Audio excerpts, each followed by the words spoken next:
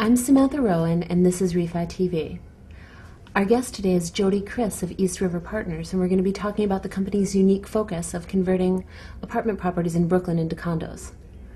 Thank you for being here today, Jody. Thank you, Samantha. Let's start out with a 2-minute overview of East River Partners.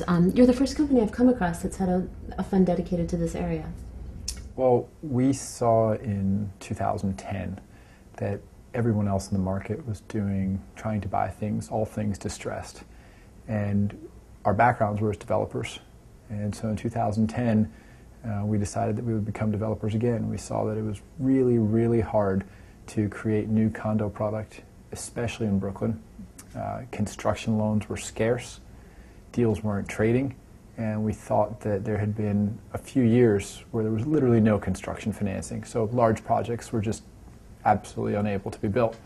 And so we thought that come around 2013, there would be a dearth of supply of condos, especially in Brooklyn, where we like the market dynamics. And I think that worked out to be right. We're delivering projects, and as everybody knows right now, they're getting gobbled up in a matter of days. So it's been a good strategy. Is that part of what you like about the Brooklyn market, just the demand from people to live there?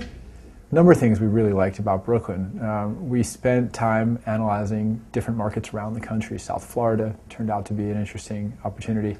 Manhattan, of course. What we really liked about Brooklyn was a number of things. One, the yield's higher than Manhattan. When we buy apartments there, we're looking at 5, 6, 7, maybe approaching 8 yield if we do our job right. Manhattan, it's 3, 4, 5. Mm-hmm. So we also saw that the condo margins were the same as in Manhattan. We could make a 40, 50% profit margin on our total cost, yet at a higher yield. And so that seemed less risky to us. Where we got really lucky is that there's been a cultural renaissance happening in Brooklyn. And I don't know if we understood it was a good place to live, but I don't know if we really anticipated how much the neighborhoods would change over the last few years. It's funny you mentioned that. I recently saw a Brooklyn dedicated cookbook, which I think is a good example of that cultural renaissance. There's been a gourmet renaissance happening there as well. That's part of the overall cultural renaissance that we've been seeing. But it's not limited to food. It's all sorts of culture, music, education. The schools are improving as a function of parents being more involved, and it's been a virtuous circle where the better it gets, the retail, better everything gets, the better class of people it tends to attract, and then everything else gets better still. So we've been seeing that happen. Even when we buy a building, it'll take us about a year to renovate. In that year, in every building we've bought, we've seen the retail in our neighborhood improve in just that year. Now, how does all of that translate into the kind of properties that you look for? Do you use smaller developments, bigger deals? We started small. The typical deal was in the range of $5 million. It's grown to around 25, and we're looking to keep growing. In 2010, it was a little bit harder to come by the capital to buy these buildings than it is now. Now it's more competitive than it was then. So it's balanced out. We're probably doing deals that are a little bit bigger than we were then. But 5 to 50 million is the range we're looking at. That's actually a really good segue to my next question, which is how do you identify your opportunities? The multifamily market is pretty competitive from what I understand. Yeah. We know what we're looking for. We're looking for buildings that can be gut renovated. We're also looking for land now. But when we were looking only for buildings that could be gut renovated, it meant that there weren't a lot of stabilized tenants. It meant that, so we bought a lot of 4 or 5 families. We bought some buildings that were bigger, that the previous owner had gotten some of the regulated tenants out. And that's been the kind of opportunities that have worked for us because you're able to go in and very quickly turn them around. You talked a little bit about the difference between Manhattan and Brooklyn, and I was wondering if you could just talk a little bit about what the price differential is for the end user for, say, a 2-bedroom apartment in Brooklyn versus Manhattan. Sure. I mean, that's one of the things that factored into our decision to go to Brooklyn. We thought it was on sale with a quality of life that was the same as, if you look at Park Slope, it looks a lot like the Upper West Side, but not quite as large-scale buildings on the avenues. You have really all the buildings on the side streets.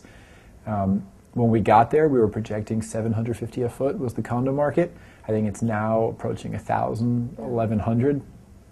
Yeah, we're seeing trades over $1,100 now. So, but by contrast, Manhattan's gone up. Manhattan would have been $1,200 then, and it's probably $1,600, $1,800 now. It's kind of 50 to 75%. Another factor you have to realize is that the common charges and maintenance are a lot less in Brooklyn. So if the price of the condo is 60%, the actual monthly cost is probably half. That's a good factor. It's a lot more affordable. The other thing in Brooklyn is that the public schools tend to be better. And so you see parents going there because private schools so expensive, so prohibitively expensive in Manhattan that factors into their math. Sure. So you've done a lot of developments over the last few years, and what's next? What's in your pipeline? Well, our run of converting existing buildings was really good. I think there aren't as many buildings to convert as there were a couple of years ago. It's gotten so incredibly competitive that we're looking at ground-up construction, hopefully of a similar product type. In the brownstone neighborhoods in Brooklyn, the brownstone type of building is so well received that we're actually looking at building a whole bunch of new ones. Oh, wow. Yeah, so we're excited. We're hoping to sign some contracts on land, but that's the product type we're going after. As opposed to doing taller buildings, we're looking at developing more horizontal than vertical. Sure. What about land prices in Brooklyn compared to Manhattan? Is it much better? No. I guess it is much better, but it doesn't seem that way. We're looking at land prices in Brooklyn exceeding $300 per FAR, which 2 years ago that would be the market clearing price in Manhattan. But now we're looking at land prices in Manhattan exceeding $700-800. So I guess it is a lot less. I mean, it seems to be a relatively constant percentage of the price that you can sell things at. So same 50 to 60% range that you'd see. Maybe even a little bit less, maybe 40-50% of Manhattan. Unfortunately, that's all the time we have for today, so I'd like to thank you for being here, Jody.